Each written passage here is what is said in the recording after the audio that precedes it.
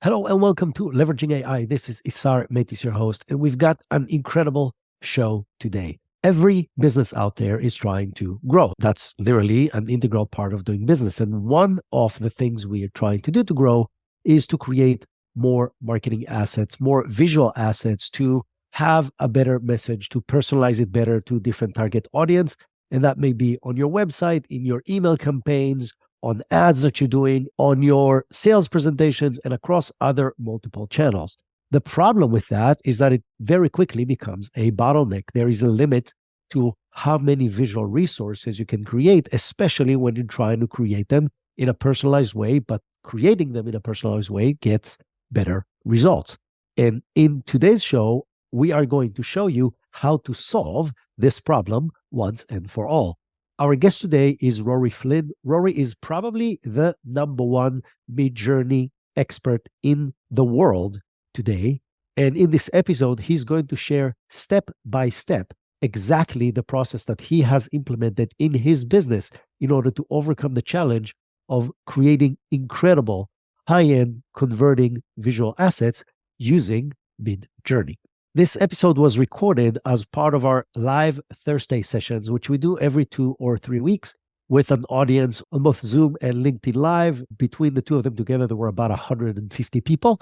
So if you want to join our live sessions, which are very practical and tactical, and be able to ask questions to the experts that we bring, just follow me on LinkedIn and see the events that I post. The next one will probably come within the next 2 to 3 weeks, like they always do. At the end of this episode, I will share some exciting news from this week, as always.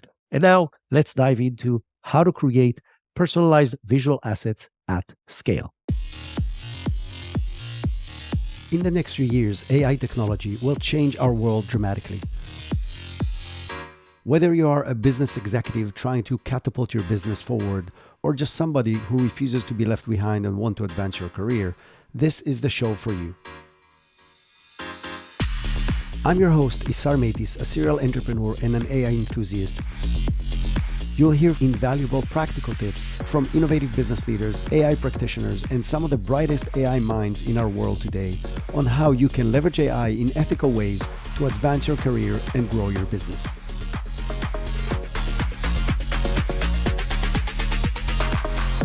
Hello, everyone, and welcome to a live episode of Leveraging AI, the podcast that shares practical, ethical ways to leverage AI to improve efficiency, grow your business, and advance your career. I am really excited today, and I'm really excited today, because we're doing this live and we have a lot of people. I see some familiar faces in the crowd, and I see some less familiar faces in the crowd. That everybody are really welcome. I'm really excited that you guys are joining us today.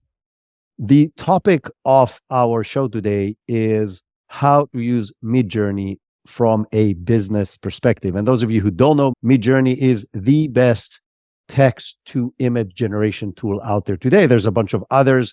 I would say 2022 was probably the year where text to image became a thing with Stable Diffusion and Midjourney and OpenAI tools. So this was like the year when it all started, but it really matured dramatically in 2023. And I think that it's not getting enough attention just because ChatGPT came out and Bard came out and a lot of text generation tool came out. And so that got a lot of the attention.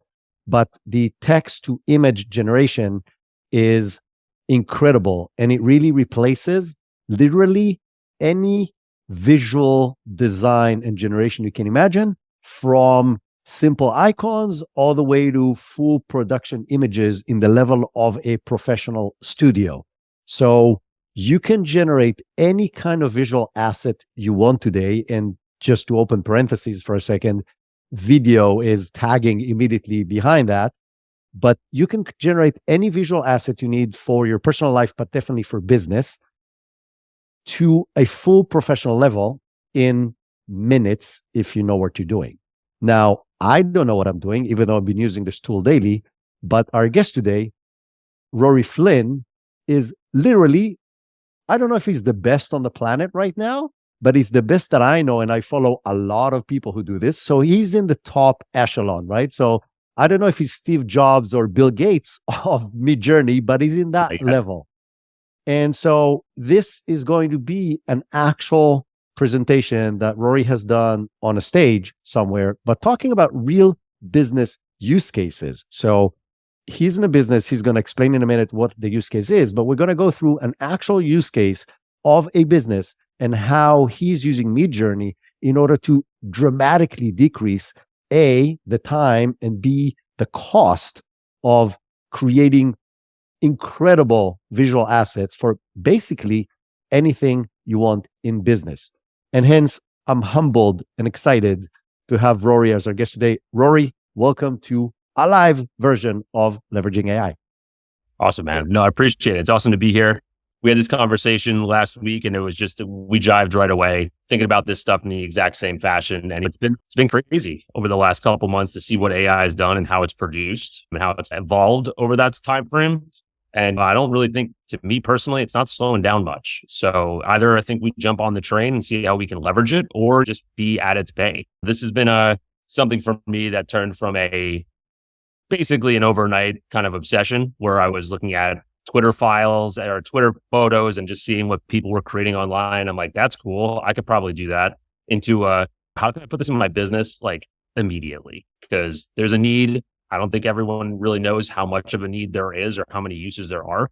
It's just getting creative with the tools and seeing what, it is you can do with them and see how you can leverage them because there is just so many significant use cases for this. It's just unbelievable. Incredible. So let's dive right in. Let's talk about your use case and what were you doing with it? And then we're going to talk. So for everybody who's listening, either watching us live right now, and there's a lot of people right now, which is awesome. But either for the people listening or people watching us live right now, start with what was the use case? Then we'll dive into the how to actually do the things in the level that Rory's doing them. Sure. So basically, if we're going to go through it, I can pull up my little presentation here. So there's a little visual aspect to it. So we can put some visuals to the actual words that are happening here. But let me share my screen real quick and we'll run through this stuff. Absolutely. And for those of you listening to this afterwards in a podcast, we promise to tell you what's on the screen so you don't feel left out from what's happening. Totally. So basically, think of this as just like the generative future, right? We now have tools at our disposal that we've never had before. So to me, it almost feels irresponsible not to use them. Now, ethically, there's a ton of different concerns about it, and that we'll definitely address that. I'm going to say that up front. But also, like, legitimately, I want us to look at how we can really take this and learn from it and actually figure out how to just amplify production. Because that's at the end of the day where my problem started and ended. Typically, I'm always someone that's looking to build better process and system. And most of the time that whole operation takes time to iron out, right? So this is where we can take tools like Midjourney. Midjourney is not the only one. There's a ton of other ones. I'm sure you've all been exposed to other tools that have been proposed online. But necessarily that's where how I see things, just setting the stage a little bit. A little bit about myself. Like I'm the head of business development at Commerce 12. Commerce 12 is a digital marketing agency. Essentially, we help our clients in a variety of different spaces, primarily through email marketing. That's what we do for majority of our clients, but we do operate in the realm of website development. We do run Facebook and Instagram and Pinterest or TikTok ads and things of that nature. So we have a large creative need and it's never ending. At the end of the day, we have 90 clients. So when I think about this overall, we look at certain things like email in specific. When I start to break this down, it's going to sound a little bit crazy, but we have 90 clients. We do about 10 emails per month per client. So when you think about that conceptually, that's 900 emails per month, right? Now we only have 5 designers. So if you think about the creative lift that it takes to get all of that stuff produced, these aren't just heavy text copy emails. These are visually designed. They have to have some element of visual to them. So when you look at that, there's effectively almost around 12,000 emails a year that we have to produce. So that's, again, 22,000 to 2,500 emails per year that each designer has to create. So that's a crazy creative lift.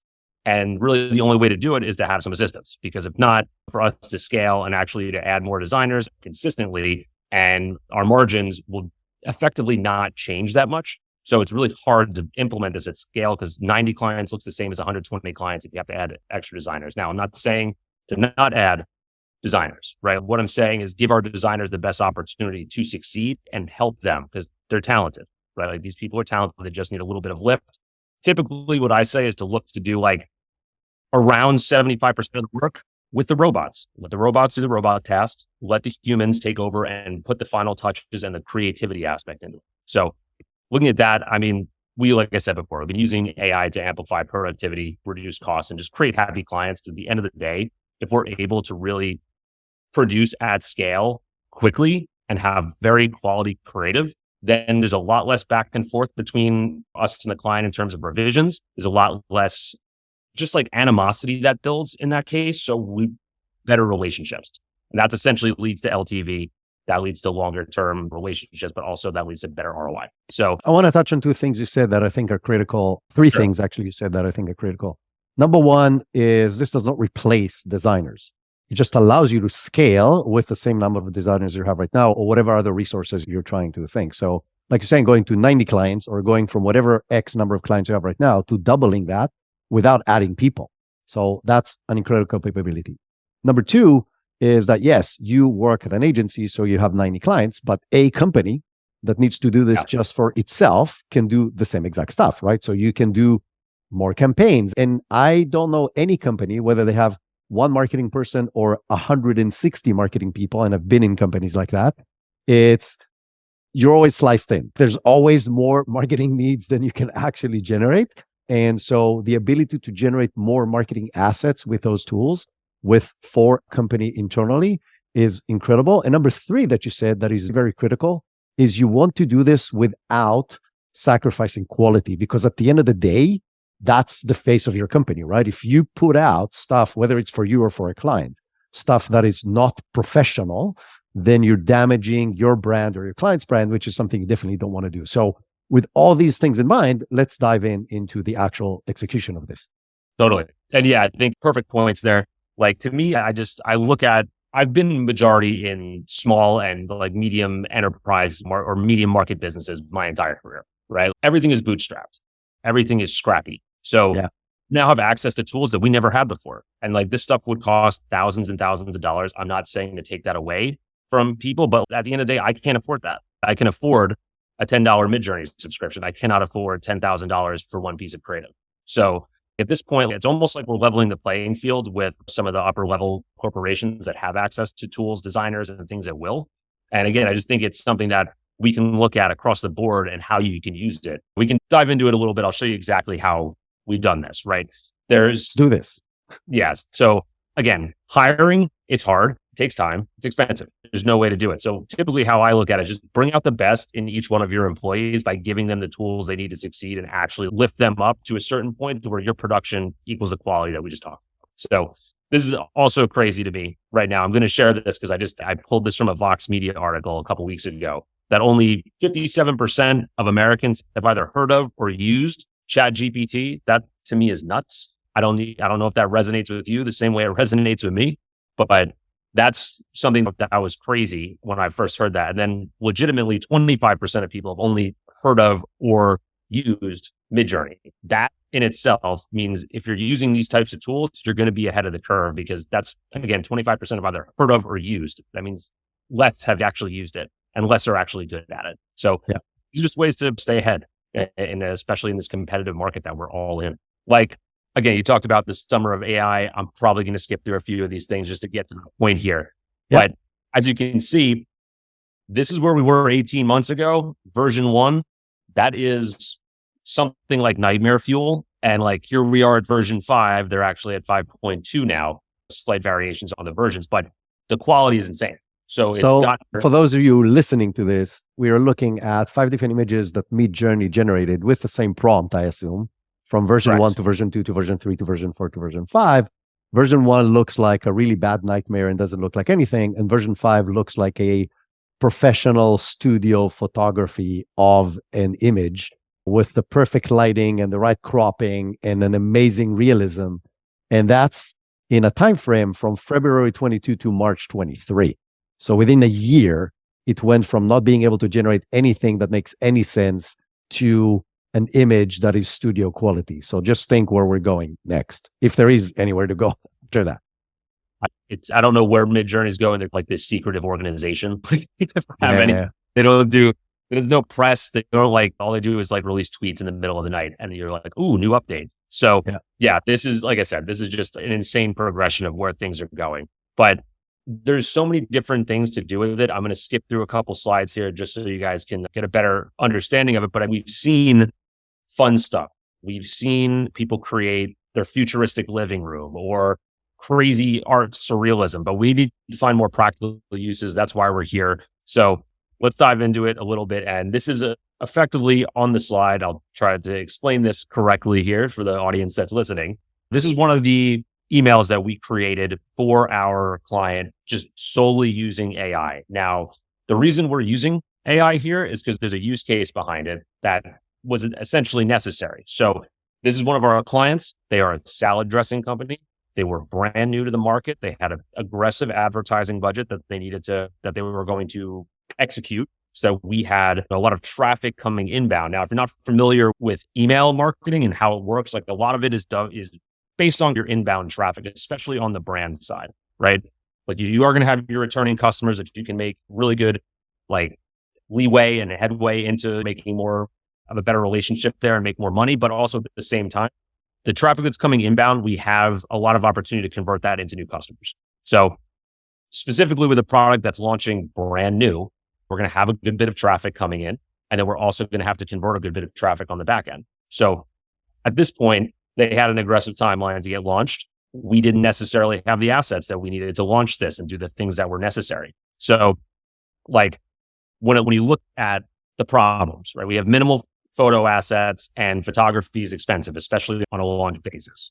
But we have to build with whatever we have anywhere from 20 to 25 like flow or automated emails that are built for anything like a welcome series, abandoned cart, browse abandoned, post-purchase sequences, which are essentially just built into the customer journey where they trigger automated messages. And then on campaign side, we were going to probably send anywhere from 2 to 3 campaigns a week to this list that we're building. So as you can see, there's a lot of moving parts that go into it. So our thought process here, again, was instead of waiting for brand photography, which could take months to get it down, reshoots, editing to get the final product, we were just like, what can we do that's a little bit more generic, if you want to put it that way, a little less super product focused, which has to have a product image in every single email. We were able to create a lot of images like you're seeing here. This one specifically, if you can't see it on here, is just it's an email focused around one of the key ingredients, which is avocado oil. And basically all we did was prompt an avocado and a bottle of oil next to each other. It looks clean. It looks simple. This took 5 minutes at most. We can plug this into the email and we can go. So again, these are just the ways to look at it.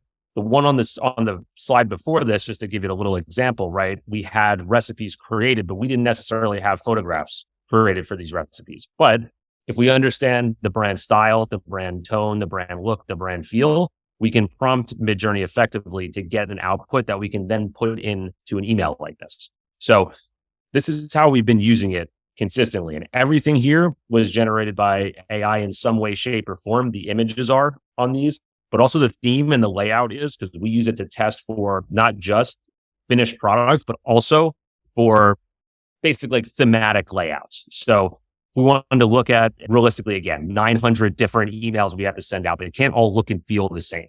So that's where essentially we use the tool to generate inspiration, because if you're an email designer or any type of designer, you get a new project, what are you going to do? You're probably going to go look for inspiration, build a mood board, and then pick and choose how to essentially lay out this new product. So that's effectively what we're doing in the journey. But is it? Yeah. And I want to touch on something here that is very critical, right? So the thing you cannot do in Midjourney is tell it to create an image of your physical product, because it can't see how your product looks like. That being said, if you think about it, a good campaign is all about how you feel when you consume stuff, right? You feel better. You are in better shape. You enjoy a party. You don't, like if you're selling a grill, showing an image of a grill is not going to sell a grill. Showing a bunch of people with beers and drinks in their hands, having a good time around the grill is going to sell, because what you're buying is the emotion of, oh, this is awesome. And at this, it's all about your ability to think about what would be that image that will create the right emotion, that will drive people to take action. And those images are very hard to create in real life, Because let's say the example that I've used, I need a grill with a bunch of people holding beers with the right lighting. And it's not easy to create. It's a whole day of a photo shoot with people who get paid a lot of money to put the right lighting. And if you want a video, then microphones and so on, to get 1,000 of these images to pick 2. Right here, you literally tell it, I want a party of people around the grill and so on. And we'll get to the details of that in a second on how to do that. And you get as many images that you want with zero money and a very little amount of time. And the problem gets worse once you think about the complete cycle of this. You do all of this, and then you come and you bring it to the CEO or the VP of marketing or whoever needs to approve that and saying, I don't like this because of whatever reason. And now you're back to square one and you got to hire the team again and you got to get the grill and the lighting and everything. And here it's, okay, here's another cycle 5 minutes later. So this is the framework that we're working in that really changes almost everything that we know about how these assets can be produced, both in means of time, scalability, life cycle, and so on. So let's continue. I didn't want to stop you. I just think it's a very important point. 100%. And I think even just being creative in the operational flow of things, right? Let's just say you're even a bigger brand that has assets from like a photography studio or a production studio, right? Like maybe they're internal. What's easiest for them is I always think about this in terms of asking an artist to go paint, right? Like okay, go paint a picture. What do you want me to paint? Like what kind of style are you looking for? Like how should I do the aspect ratio? Is this going to be a portrait? Is this going to be a landscape? When you give somebody just ambiguous details, it doesn't make sense because they can free create, but it also just creates more time. So something like this too, like even if you have those things in-house, you have a photographer, you are a photographer, something along those lines. Prompting this to a certain point to get it to the brand look and feel, again, think about taking it 75% of the way. Now you can build a mood board or just a set of images to give to a photographer and just say, reproduce something like this.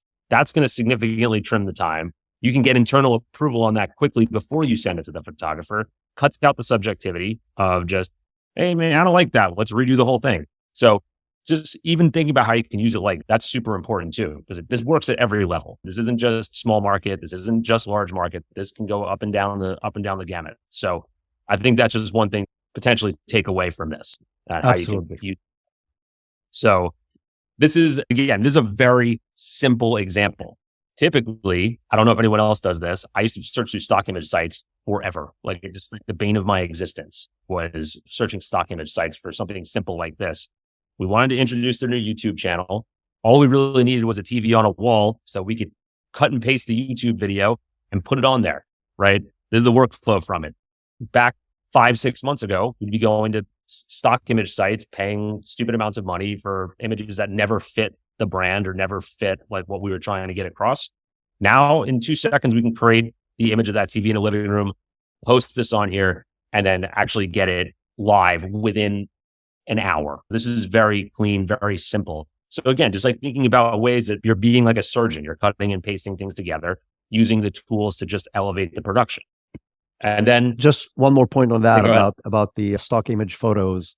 We've all used them, like anybody in business has used stock photos. A, it costs money. B, like you said, it takes a huge amount of time to find the one that kind of fits the thing that you're trying to say, the message that you're trying to convey, whatever it is that you're trying to do. So you mostly compromise because it's not exactly what you wanted after an hour and a half of search.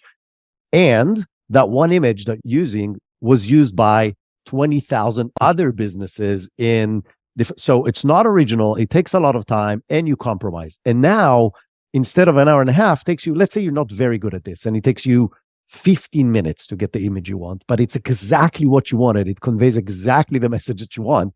Nobody else has it. It's a one-off and it takes you 15 minutes. Or if you're really good, it takes you 3 once you figure out how to do that. 100%. It's just, if there was one thing you could pinpoint as being the absolute last thing on earth I like doing, it's searching through stock image sites. Yes. Mine.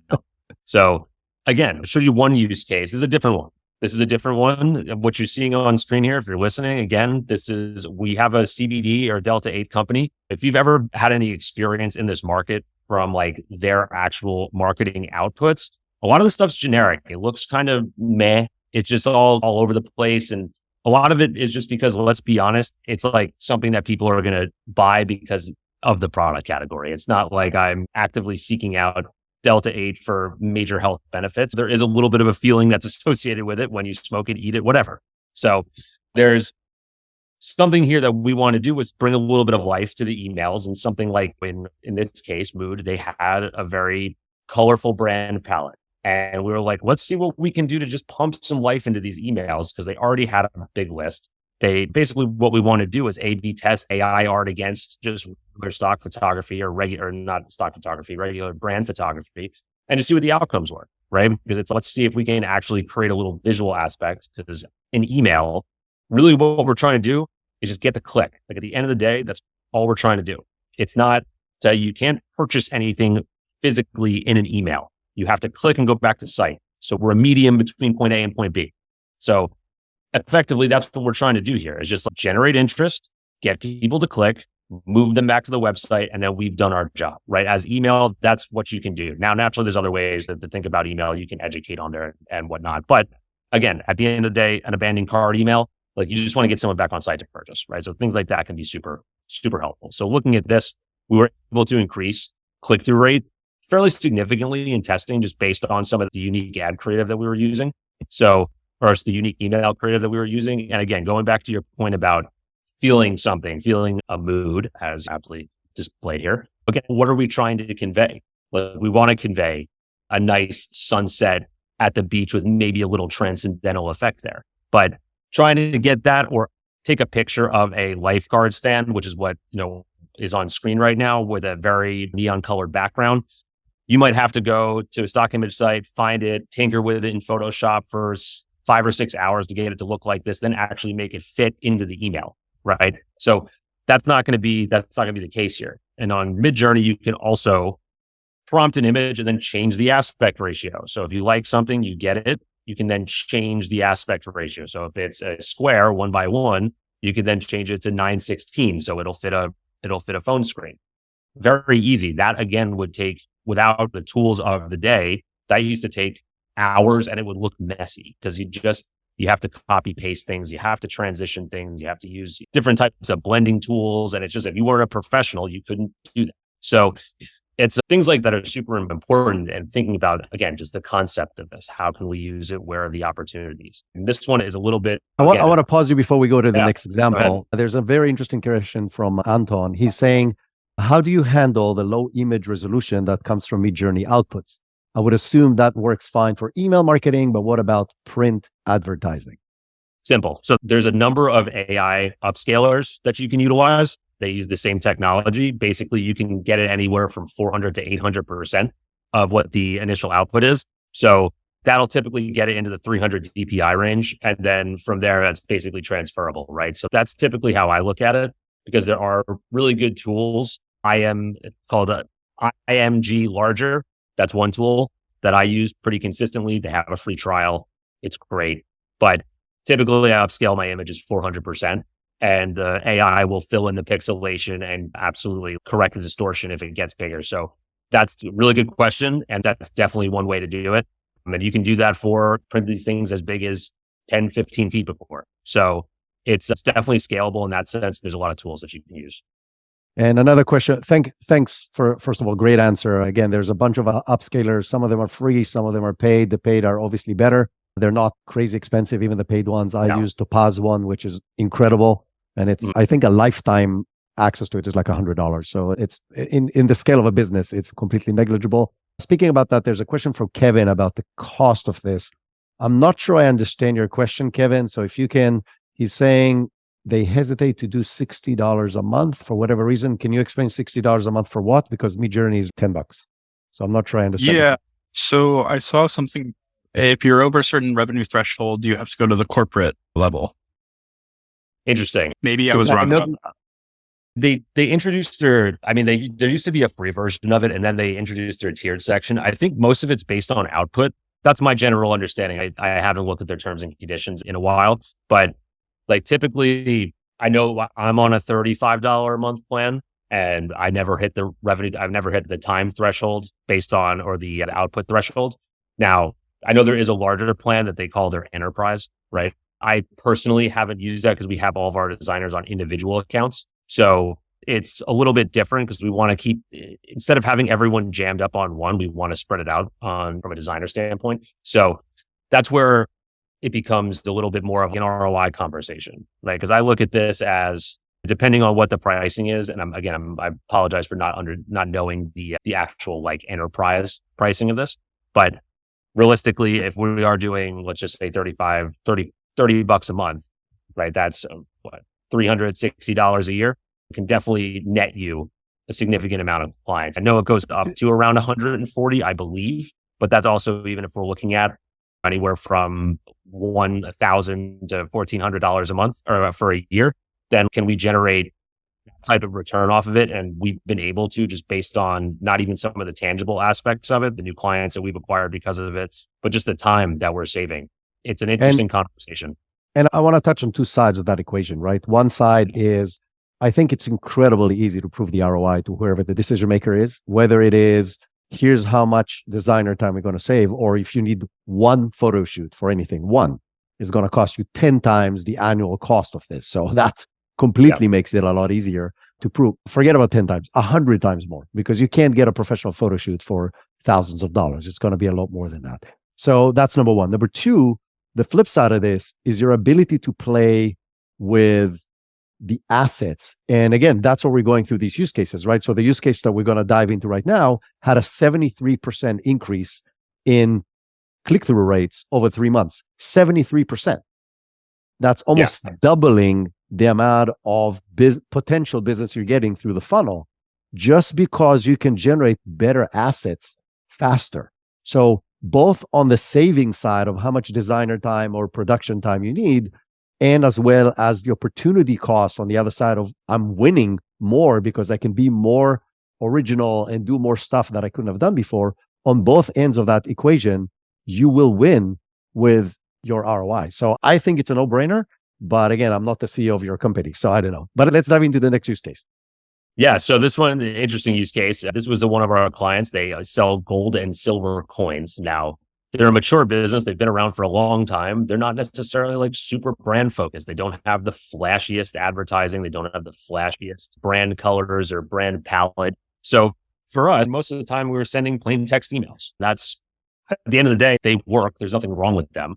But can we give this a new life, a new flair, like a new look, right? Because that's really where, again, if we live in a world of testing, especially in marketing, like everything is testing. And for us, if we can A/B, now we have the ability to A/B test against each other, and we can send things that have been generated by AI versus things that are just the plain text side of things. Now we can actually see what works better. So in this case, yes, we had a 0.73% click-through rate, which is fairly significant from a click-through rate standpoint. But again, all we're trying to do is give a little bit more life to this, bring a little bit more visual aspect, because there's nothing wrong with plain text, but can it be better? That's essentially where we keep looking at different ways to optimize this. So even with that, you see it here. If you can, again, for everyone that's listening, we just created a picture of a coin. Like we just created a picture of a coin. Might not be anything that is totally, completely relevant to the topic, but it's just a visual aspect. Now, the other thing that we have to talk to our clients about this too, right? Like this isn't a one-way street where we just create and don't tell. That's not how this works. We have to get buy-in ahead of time. We have to be on the same page about this because there are definitely ethical and legal concerns that we have to review together internally and actually come to an agreement on it, because if we're going to use it, we want to use it the right way. And things like this, I think from an email standpoint, think about it in any other sense, social media, like, or ads or whatnot, maybe not print ads, but digital ads. They're like news headlines. They're here today, they're gone tomorrow. If we're able to pump this stuff out, there's really no way people are going back 6 months to look at my promotional email that's stuffed in their promotions inbox in Gmail, right? So it's like, how can we amplify the production there as well? So we're not just so focused on like perfection. And I hate to be that guy, but not everything's going to be perfect. Like you're going to have more data, the more you shoot on goal, and the more you shoot on goal, you're going to get better results. And then you're going to be able to iterate off of it and just actually continue to tailor. So that might be an interesting perspective for some. That's how we look at it. But again, this just gave us these emails before and after looked significantly different. And there was also a production value that was added to this. Awesome. I'll touch on one of the questions from the audience, and then I think we'll skip to the how, because I think that's what a lot of people are here to see. Yeah. But the question that was asked by Carla is, where's Midjourney pulling the photos from? Can you be sure that you're not infringing any copyright or that your image looks different from the competitor's marketing material? So so go ahead and answer that. If I have anything to add, I will add as well. So now I will try to be as clear with this as possible. Now, I'm not a lawyer in terms of how everything really functions from a copyright legal standpoint.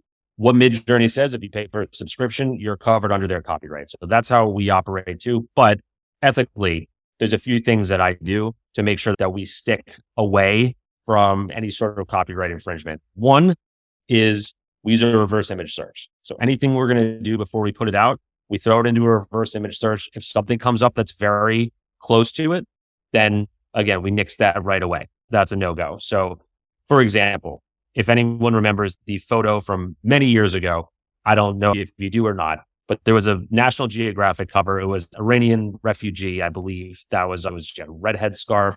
She was very beautiful. She had like piercing amazing green blue eyes. Yeah, green blue eyes. Yeah. Piercing, like stunning photo, won a ton of awards. I looked that up. I looked up the photo. I looked up the specs. I looked up the photographer. I put that all into Midjourney and it spit out the exact same image. So it can happen, right? That's why we use the reverse image search. So if you use the reverse image search, there's a number of them online. One is called DupliChecker. Like you can plug it in, it'll search all the image search databases, or at least the major ones. And you'll be able to get a good understanding if this image is how closely pulled it was from something that was sourced. My understanding of how it was sourced is there is a lot of training. They do a lot of training on these images, probably in the billions of images that were sourced from wherever they were pulling them from. And basically they're piecing together information the same way that ChatGPT pieces information together. It's picking and choosing different things and then molding it all together, if I could describe that as easily as I possibly can. But that's two ways. And then the other thing is really like understanding how, because I do this with my team.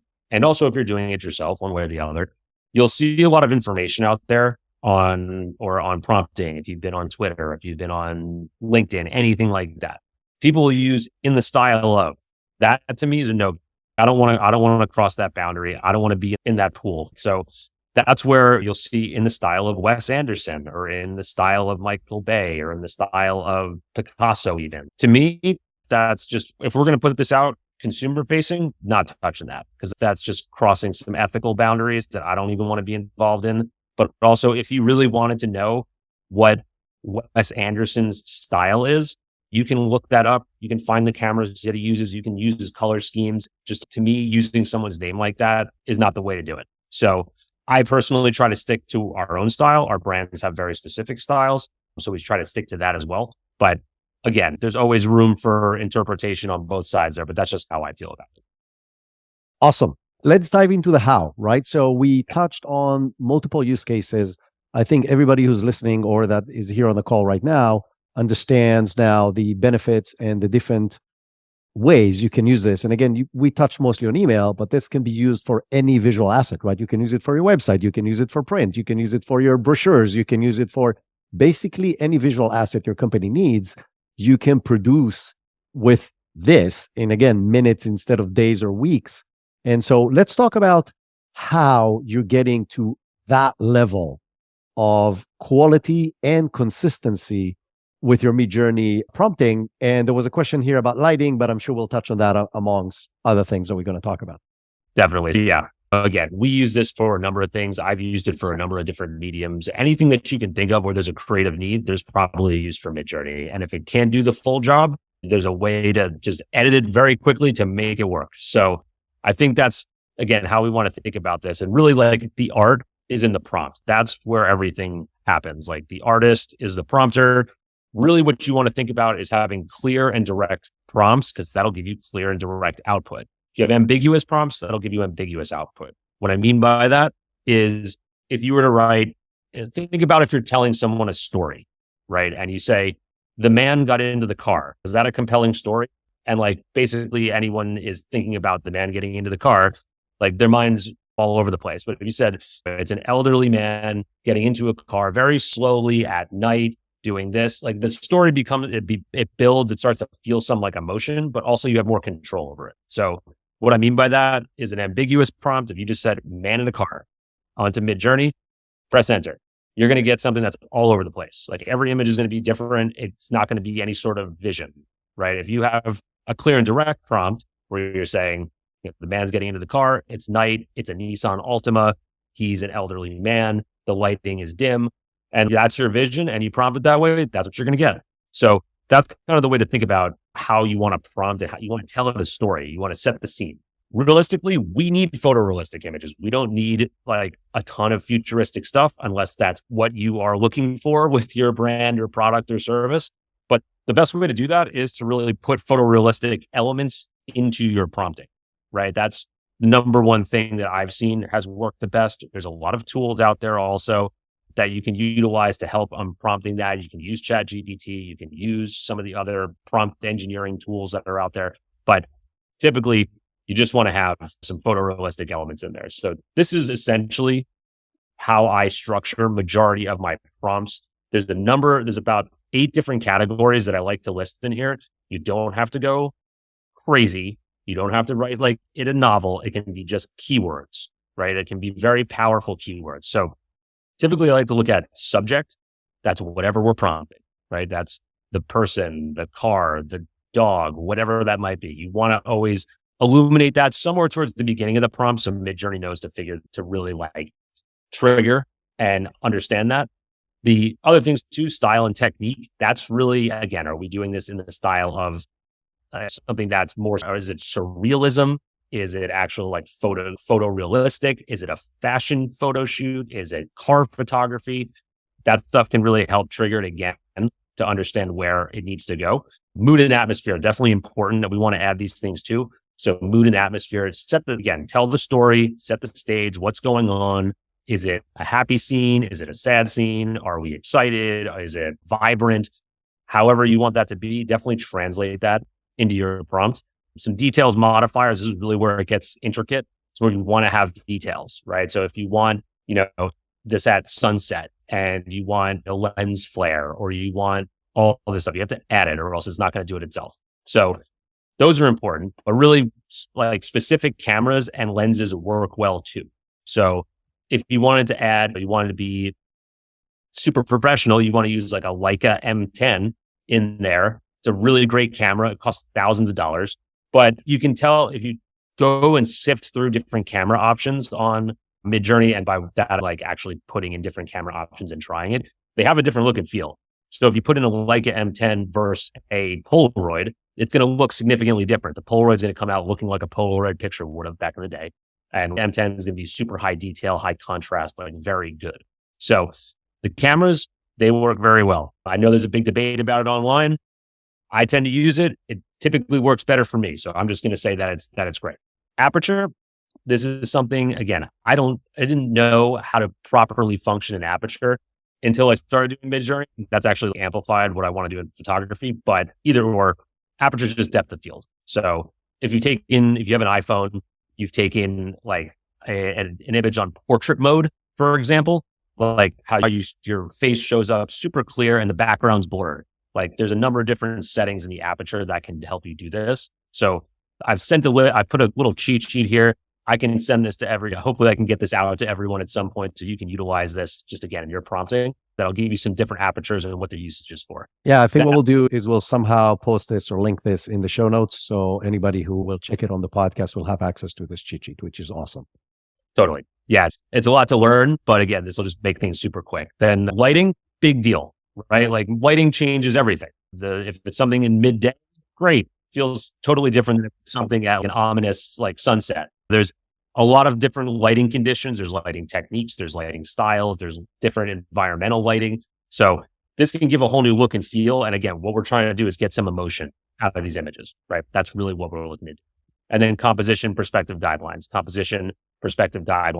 Again, rule of thirds, if you're not familiar, things like that, like basically setting the image up into 3 different sections vertically and horizontally so that there's a good composition within the shots. You don't want someone to be like here. If you can't see me, I'm ducking down to the corner because then that doesn't make sense. If you want a picture of someone in the middle of the screen, you can basically prompted to do that. If you want them on right justified, left justified, side profile, these are all different things that you can control. And that's really what we want to get to, is a level of control, so we don't have to waste time tinkering on here.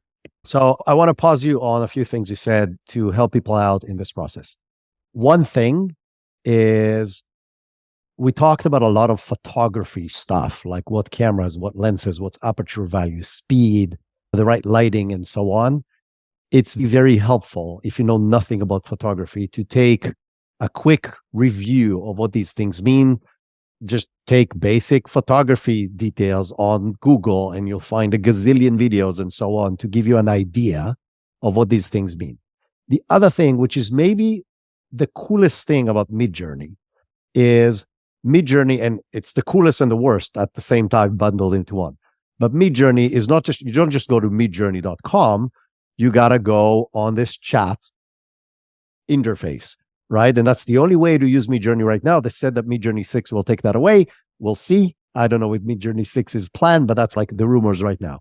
But that means that when you look at the chat, you can see literally every single image that you see, what was the prompt I produced it, right?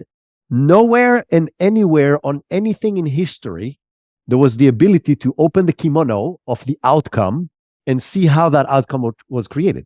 No photographer, unless you're in like a geeky photography group that tells you, okay, I use that lens and that camera and that thing, and they share all the details. Usually you see the outcome. You see the ad. You see the poster. Oh my God, how did they create this? Nobody will tell you that. But on Midjourney, it's out in the open. You can see every single prompt of every single image on the server you're on. And so it's an incredible way to learn beyond trying it yourself. So Rory said, okay, try it. Run the same exact prompt and change cameras and see what happens. Change lenses and see what happens. Change the lighting and see what happens. But in addition, you can look back and say, oh, I like this one and this one. What did these people prompt as far as cameras, as far as lighting, as far as mood? And you can learn from that and copy. And then you're not starting at 0. You're starting at step 6, because you can literally copy people that you like the style of what they're doing. So that's a few small tips on how to get started if you haven't done any of this before. A great point. It's a totally great point, is learning from the community too. There is just a lot of good output in the explore section of Midjourney's website. And there's a lot of good elements to pull from that you can build and put into your prompt database. So that's a really good point. The other thing that I will get into now is the prompt structure. Now, basically, I gave you the outline with what I'm doing. And here's a prompt that I will, in the same structure as I typically use. What we want to do is use powerful keywords. You can use more natural language. I tend to use just powerful keywords to try and get my point across to Midjourney and how I want it to look and feel. There's a lot of prompt tools out there. They spit out paragraphs. They work. It's cool. But if you want to be able to control your images too, I suggest that you start here and build from it. So this example that we're going to run through, and apologize for anyone who's listening. I'm going to show you some images on the next slide. But BMW, we're going to look at this prompt as the BMW M3 in the style of matte black, in a bustling city night, intricate reflections, Dutch angle, 35 millimeter camera, f1.4 aperture, dramatic lighting, leading lines, right? So we've set a scene pretty well, and we told it exactly how we want it to be shot. We told it the angle that we wanted it at. We told it some details. We wanted some intricate reflections. So now we can see what it produces. And now you have these images, right? Now, the image number 1, and I'm going to talk about prompt structuring because all of this is important. Image number 1 is basically the exact prompt I just read off. It's great. That's it. And it comes out and it looks exactly like the car that we described. It's a BMW M3. There's a city. There's reflections. It's matte black, right? It looks good. The emphasis is on the car. Now, when I talk about this, I'm trying not to be too confusing. Midjourney weights the front of your prompt more than the back end of your prompt. So the front of your prompt, whatever you put first, that's what it's going to focus on. So if you put intricate reflections first, Midjourney is going to weight that heavier than if you put intricate reflections at the end. So think about it in terms of a sliding scale, right? And the beginning is going to be more important. The end is going to be least important. So what I did here is I took different elements of the prompts. I just switched up where they were. So I put in the second image where it says intricate reflections. I put that as the first keyword. So it's intricate reflections, BMW M3. in the style of Matt Black, so on and so forth. Same thing with bustling city, and then same thing with leading lines, just to see how it would affect the outputs. Now, in image 2, where intricate reflections is prominently displayed, you can see there's a lot more focus on intricate reflections. You have it on the car, you have it on the ground. There's some in the background too. It took that way further than it did in the first prompt. In the third prompt, we have bustling city. We listed that as first, right? Now the car is pulled back a little bit. You see a little bit more of the city. The city becomes more of the focus of Midjourney, and you're able to now control this, right? If you wanted to say, I want more of the city, all you had to do is just switch it to the front and you got more of the city. So like that's, again, conceptualizing in these prompting things, little small details make a lot of difference. And then leading lines, if you're not familiar with that technique, it's basically just horizontal, diagonal, vertical lines that guide the viewer's eye to the image or subject that you want them to. So again, if you can't see this image, I apologize. There's lines going vertically, horizontally. Everything is basically focused on the image, which is right in the center. So all this was taking one element of the prompt, putting it right at the front, and then letting Midjourney do its thing. So again, this is just an example. When you build these prompts, what to look for. If you're not getting something that you like, maybe it's like, I asked for intricate reflections, didn't get intricate reflections, put that in the front and then see what happens there. So that's, I think, really super, super important to this. Details matter, and this will definitely increase your prompting capacity to get better results. So that's my little soliloquy on prompt structuring. Oh, it's awesome. And I want to answer something for those who are not in the chat. The question was where, because I said before, you can see other people's prompts in the history. So for those of you who haven't used Midjourney, Midjourney runs on a Discord server, which is just a third-party chat platform. So you need to go to Discord and sign up for Discord and then look for a Midjourney server. It's not that complicated. You can just Google that and you'll see exactly how to do that. It's not that complicated. So think about a chat interface where what you see in the chat interface is the prompt that somebody wrote and then the image that came out, and then the prompt that somebody wrote and then the image that came out, times the number of people that are active in that chat that time. That could be hundreds, that could be 2, right? Depending on how busy the server you're on, and there's multiple servers you can go to.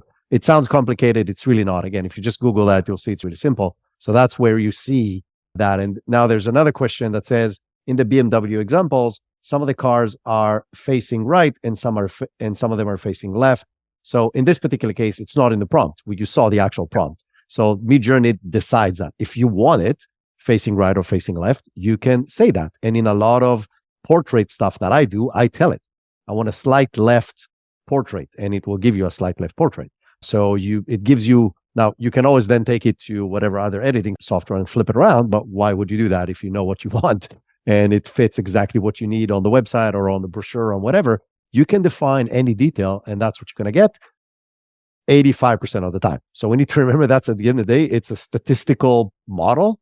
And sometimes you won't do exactly what you told it, but then you can play around with the prompt and get probably a better outcome than you did the first time. That's a perfect example of what I said before. Where you leave room for ambiguity, Midjourney will fill in the blanks. So because I didn't define that, because I wasn't necessarily looking for it to go right or left, that's where it filled in its own blank and was like, I'm going to do it however I want to. So that's why I'm saying if you go and do a shorter prompt, it's going to take creative liberty and do what it wants to do. So if you want to take control of it and you want to have like very defined outputs that look exactly like what you're envisioning, just be as specific as possible. And the other feature that's in there that will help you with this too, it's called the shorten command. Basically what it is, you type /shorten, SHORTEN, and you copy paste the prompt and you run it. And when you run it, essentially Midjourney will tell you what the system picked up from it and what it placed the most value on.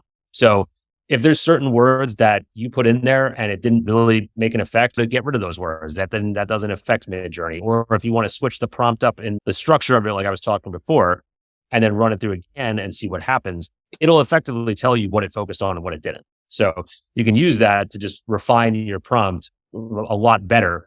I wouldn't say you have to go and use all of the options that it produces, because it will technically actually shorten your prompts too and make them shorter and give you different options.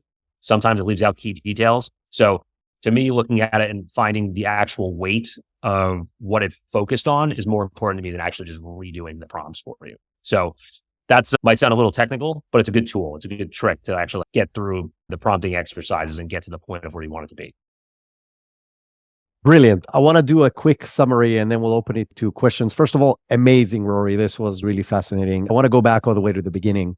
The first thing is there's a real clear ROI across any use case you can think of that requires actual visual resources, right? And so learning how to do this in a business context of I need to create images for literally anything you can imagine, you will get an ROI, A, in the production time, B, in the life cycle time. So I want to send a quick draft to my VP or my CEO, whoever this needs to go to, my client. You can do that and it doesn't take weeks. It can take minutes and you can go through all of that very quickly. And like we said, on the other hand, because it gives you a lot more creative liberty very quickly, you can get better results with whatever it is that you're trying to do by A/B testing stuff that otherwise would have been very difficult or cost prohibitive to do. So that's on the business side of things. On the production side of things, it's about really having a very detailed vision in your head. If you can have a very detailed vision in your head, now it's about technique that Rory just shared with us. It's about how to translate your vision in your head into a very detailed prompt using specific keywords, focusing on lighting and cameras and mood and all the stuff that Rory went through, which I'm not going to repeat. But if you can do all of that, you get to a very advanced state very quickly. And from there, you either iterate or, Rory said, you can grab it, now put it in Photoshop, make a 20-minute session instead of an 8-hour session, and you're good to go. So it doesn't replace the full production process, but it takes you to a very advanced state, significantly faster than literally anything else we have seen before, with a lot more capabilities. Because let's say that BMW image, and those of you who are listening to a podcast, it's a BMW image driving to a city through a city at night. That requires blocking a street and putting lighting in the middle of the street in a bustling city, which is not something that's easy to do. Like you got to book it in advance. There needs to be police involved. There's a lot more to it than just, so if you wanted to do this in a real photo shoot, you either take an image of a BMW and then do a hell of a lot of Photoshop work, planting it in an image of a city that you have and try to get the reflection right and the motion and so on, or doing a real photo shoot, which, like we said, is probably cost prohibitive unless you're Nike. And then you're good to go. Now you can play with those around and you can change it and you can add it and you can add text on top of it. Talking about text, by the way, it's the only thing that Midjourney currently doesn't do, which means all the text you want on top of that has to come on like an after step of putting it into Photoshop or whatever other editing software. Anything to add to the summary? And I'll open this to question if people have questions because we're at the top of the hour. No, man, that was pretty good. I think you did a really good job with that. Awesome. Thank you. So James is asking, what was the program that you were using to create the layouts of the post, emails, and landing page at the beginning of the Zoom? What was the program that you were using? So for the presentation or for the actual like emails? Because for the emails, I can answer that pretty quick. We use Figma to lay everything out. So if you're not familiar with Figma, it's a web-based Photoshop platform, essentially. You can share your images across multiple workspaces. It's really clean. It's super easy. And it's an outstanding tool. Yeah. And it's a freemium kind of thing. So you can start for free, play with it. And if you're getting to professional level, or I don't even remember when you start paying, but at a certain point you start paying, but it's just like any other SaaS tool. Like the payments are very reasonable if you're a business. Okay. First of all, I really want to thank you, Rory. This was absolutely brilliant. I follow your work online all the time. You don't stop to amaze me. So every time I see one of your images, I'm like, oh my God, like, why can't I do this? But it's all about trial and error. And we're just giving you all the basic. If people want to follow you, learn from you, work with your agency, take courses if you're doing, what's the best way to connect with you? Yep, man. So LinkedIn's the easiest way. I'm on there, Rory Flynn, RoryFlynn. That is where I live most of the time, as you can probably tell. Super easy. I'm pretty casual about this. If anyone has questions, you want to reach out in the DMs, I'm always down to problem solve or kind of troubleshoot. As long as it's not super labor intensive that's going to take me 10 hours to do it, yeah, I'm always down to help. But yeah, I'm always around and always looking for new ideas. And if people need help trying to inject it into their businesses too, totally down to rap about it there, see what we can do. Yeah, man, it was great. Appreciate you having me on and talking about robot art for about an hour here. So it was awesome. I can't wait to do it again. We will. I'm sure. I'll say one thing just as an interesting add-on for people who want to go a step deeper in this or figure out what's coming next. So there's a tool out there right now that a lot of people are playing with. It's called Runway. What Runway enables you to do is it enables you to create text to videos, but which are okay, it's interesting, but it's not there yet. But what it's doing really is it's taking an image and creating a 4-second video based on that image. And if you learn how to create images that quote unquote have motion in them. So if I go back to the BMW example, if you see the car moving and there's those leading lines and those blurry things behind them, then it gives Runway a very good cue on what motion is supposed to be in there. And people are creating insane ads and videos right now, just taking the output from Midjourney and placing it into the next tool, which is Runway, to create these videos and then stitching them together in an editing software to create a final product. So the next frontier that I'm sure that is running is video that will follow the same exact track of here. So any video assets you'll need will be able to be there as well. And so just like opening people envelope even further on the possibilities of generating AI beyond text, beyond images. But that's it for today. This was an amazing session. Again, thank you again, Rory. Thanks everybody who's joining us live. And like you said, we'll do it again. Thanks. Bye, everybody. Wow. Absolutely. Wow. The things Rory is able to do in his business and for his clients, creating assets that convert better, it's just mind-blowing. If you want to also watch what Rory was sharing, feel free to also go to our YouTube channel. It's called Multiply, spelled with AI in the end. So multiplai.ai. So multiply.ai is the YouTube channel. And over there, you'll be able to watch everything that we're doing if you would like to also see the demonstration that Rory was sharing. As I mentioned, if you want to join future live sessions that we're doing with experts like Rory, and we have a few exciting people coming up, then just follow me on LinkedIn and look at the events that I'm posting, and we would love to have you join our events. And now to this week's news. Now, I know this episode has been already pretty long because our live sessions are a full hour, and they will keep on being like that because we want to give the opportunity for people to really learn in depth.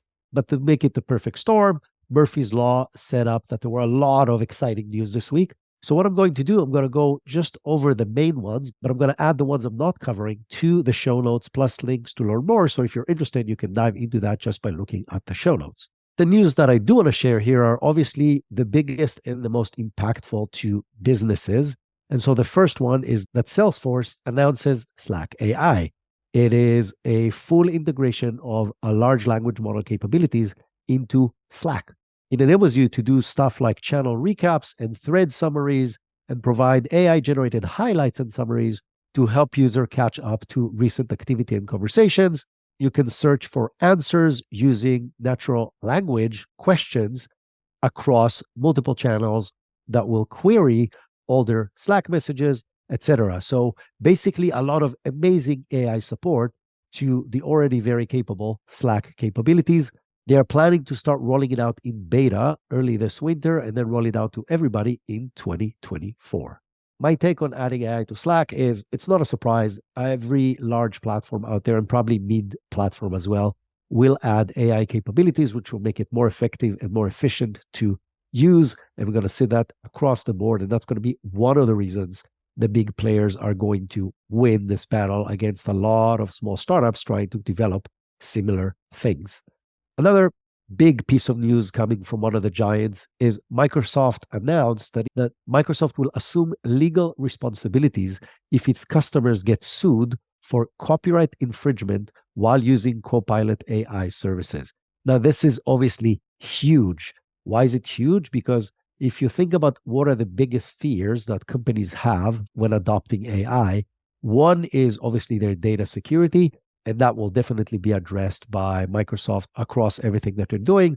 And the second one is probably the potential infringement of copyrights, and by Microsoft providing an umbrella protection to its clients, they're taking that aspect of the risk as well. This comes only a week after OpenAI announces the enterprise launch of ChatGPT, which also addresses security and data issues, which, as we know, is also the back end of some of the stuff that Microsoft is rolling out. So the combination of these things come to address the biggest concerns of large corporations and enterprise clients, which, going back to my point from my previous piece of news, it gives you another reason why the big players are going to win this battle. Smaller company than Microsoft cannot take the legal exposure of all its clients, but Microsoft can in its push to get enterprise clients to start using its AI products. Another big company that have made a big announcement when it comes to AI additions is Zoom. Zoom just announced AI Companion. It brings a lot of really cool and efficiency building AI capabilities into the already extremely popular Zoom platform.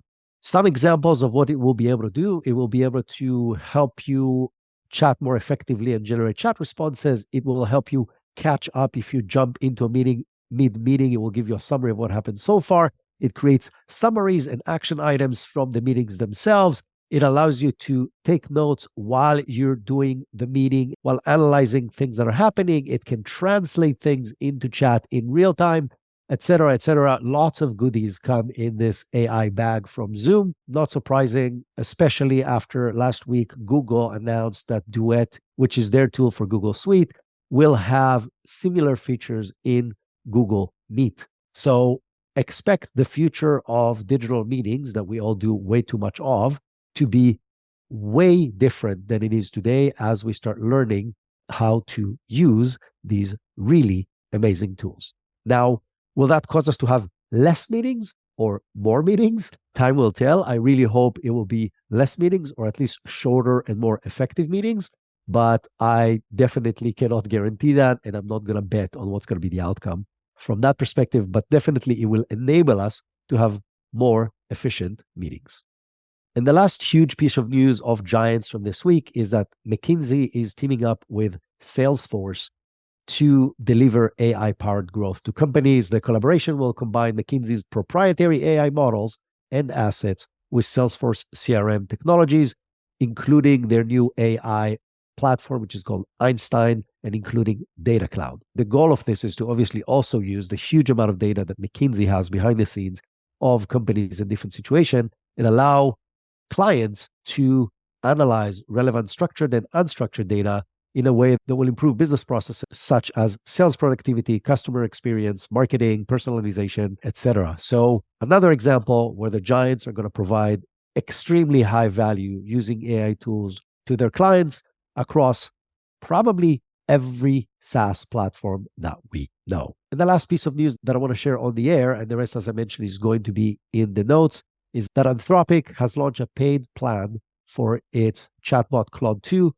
I love Claude 2. I use it daily. I find that there are some things that it's doing better than ChatGPT. That being said, I find that the $20 a month of ChatGPT are completely worth it because of A, the advanced data analysis module that it includes, and B, some of the plugins that are incredible. And as of right now, I'm using Claude 2 without paying the $20, and I haven't hit anything that will cause me to pay the $20 a month that it costs to get the upgraded version of Claude 2. I will keep updating on that if I have new insights moving forward. If you enjoyed this episode and if you're enjoying the podcast, please share it with other people who can benefit from it. That's our number one way of growing and helping other people like you to learn and get better with AI for the benefit of all of us. And also would appreciate if you would pull up your phone right now. Yes, right now. Pull up the phone. Unless you're driving, don't do it then. And open your podcasting platform and give us a 5-star review and write whatever you want to write about the podcast, if it's helping you and how it's helping you. That also helps us reach a bigger audience. And until next week, explore AI, try different things, share what you find across social media, share it with me on LinkedIn, and have an amazing week.